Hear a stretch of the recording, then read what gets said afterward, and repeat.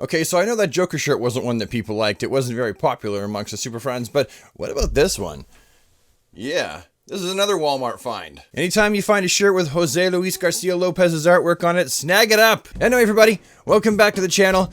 I'm warning you, I'm a little bit scatterbrainy this morning. I just got up and I wanted to make this video and have it all edited and done and out of the way before DC Fandom. Which, to answer my own question that I asked a few videos back, how I was going to handle DC Fandom as a YouTuber, was I going to live stream it? Was I going to just screen cap it? Was I going to record each various panel and then have commentary added to it after or during? I think what I'm going to do is I'm going to show up at the panel and I'm going to screen cap it, and then I'm going to go back and I'm going to put commentary over the panel. From there, I'll take my chances uploading some of the footage that I really wanted to put together, maybe in one video or maybe in multiple videos on the channel, and hopefully Warner Brothers doesn't decide they're going to claim it, because it will be transformative in nature, so fingers crossed that nobody abuses the YouTube copyright system. Anyway, today's video is actually about 3 more DC Multiverse McFarlane action figures that their product images have been revealed over on Amazon.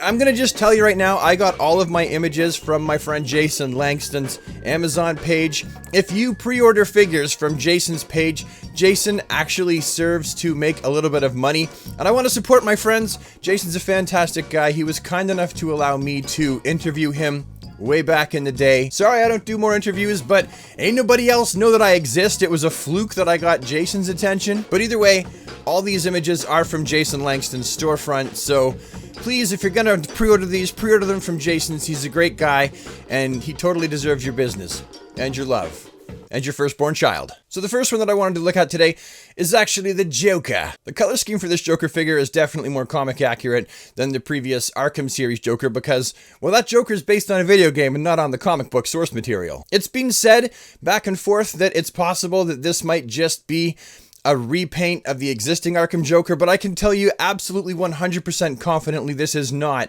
a retooling. There may be some parts that possibly have been reused, like Joker's pants, but I can tell you that the jacket, the vest, the shirt, the entire torso is all brand new. Personally, I don't really care whether or not they reuse the legs or the shoes or the arms. To me, that's completely irrelevant, because I think, for the most part, looking at this figure all around, McFarlane has knocked it out of the park. They've created a comic book accurate Joker that you may or may not be happy with the head sculpt. The ballpark doesn't go out. The jury is still out of this. The jury is not out of anything. I warned you it was going to be a scatterbrained day. I can't even get a sentence out today. The head sculpt for this figure tends to be hit or miss with fans. I hear some people that say they really like it and they have no problem with the figure at all, they'll just leave it as is, while other folks, the only thing they don't like about it is Joker's head and his face and the paint scheme. Like, there is a lot of red around his eyes, and I know that for some people that's going to be a big fat no-no. And there's a cosplayer that is also a part of Bat in the Sun, and his Joker actually reminds me of this figure. Or this figure reminds me of his Joker. And next we'll look at the Flash, a rarity in McFarlane's multiverse. Indeed. Why do I say that? Well, because almost every character he ever makes is a Bat-influenced character. Remember? Sure, he made the animated series Green Lantern, he made the comic-accurate Superman, he made, who else did he make that wasn't a Bat character? Wonder Woman.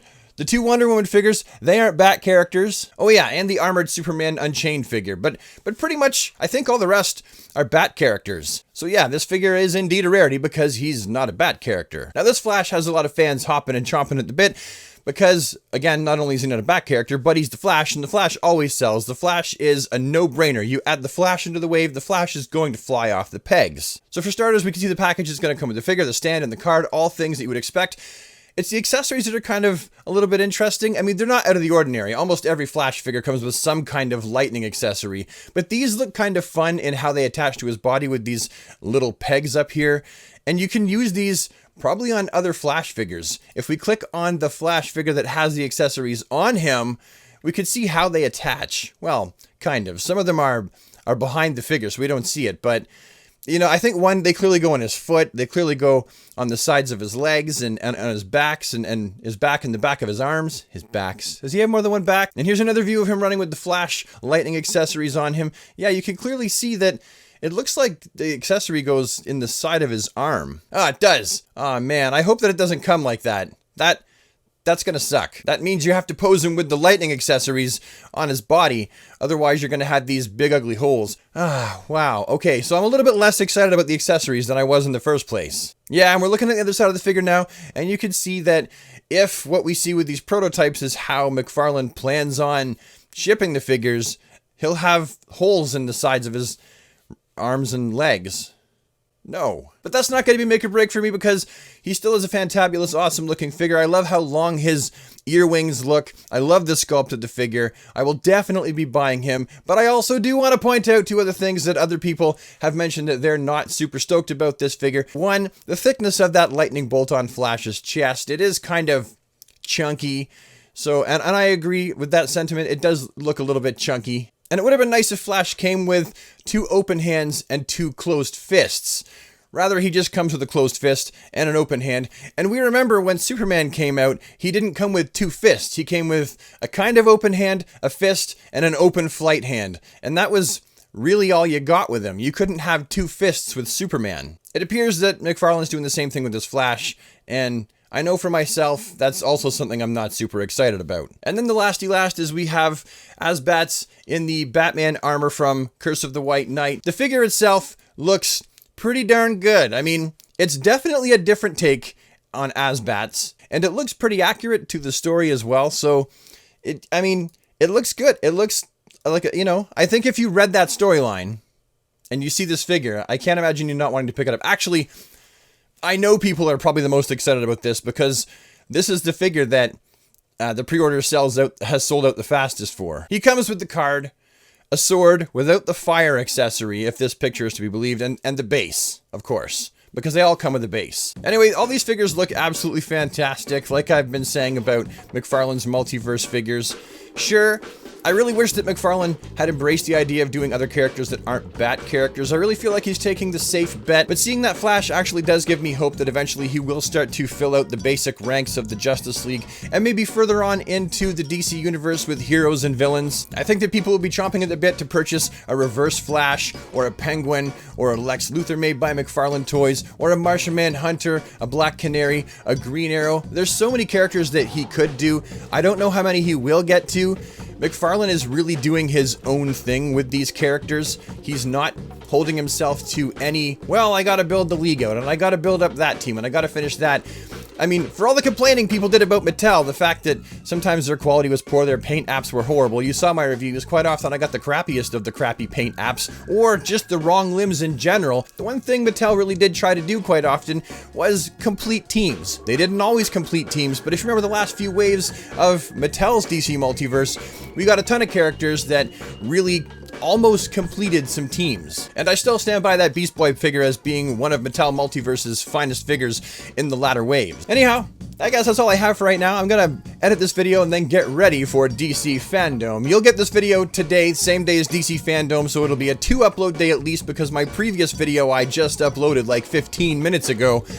What was it, 20? I don't know. How long have I been recording? 23 minutes plus? Oh, well, I must have uploaded it like an hour ago. Man, time flies when you're talking to nobody and looking at a camera lens. Well, I'm not talking to nobody. It's like a time machine. I'm talking to you in the future through the camera lens, but right now there's nobody in the room with me. Look! Nobody is in the room with me. I'm all by myself. I was alone. I was all by myself.